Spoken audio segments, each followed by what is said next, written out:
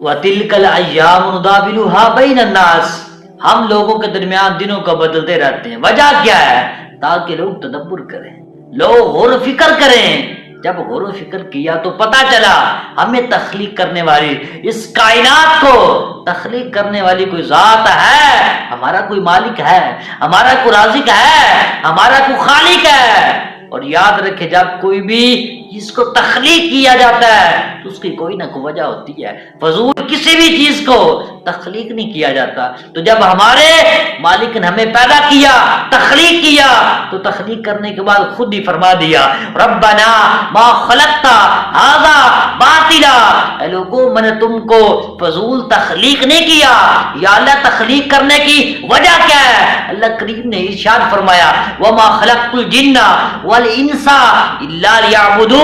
تو پھر ہمیں چاہیے کہ ہم حقوق اللہ اور حقوق العباد کو ادا کریں۔ دوستو یاد رکھے جس بندے نے اللہ کی فرما برداری کی، جس نے اللہ کی نافرمانی کی، وقت دونوں کا گزر جائے گا۔ وقت کا کیا ہے؟ وقت کا خاصہ ہے، اس نے گزرنا ہے۔ کب 2025 شروع ہوا، کب 2025 ختم ہوا، کوئی پتہ چلا؟ بالکل پتہ نہ چلا، لیکن پتہ چلے گا اس وقت جب آنکھ بند ہوگی۔ اور جس نے ساری زندگی اللہ اور اللہ کے حبیب کی فرما برداری کی ہوگی نا، تو اس کو جنت عطا کی جائے گی، اور جس نے نافرمانی کی ہوگی اللہ کریم اس بندے کو جہنم کے اندر پھینک دے گا۔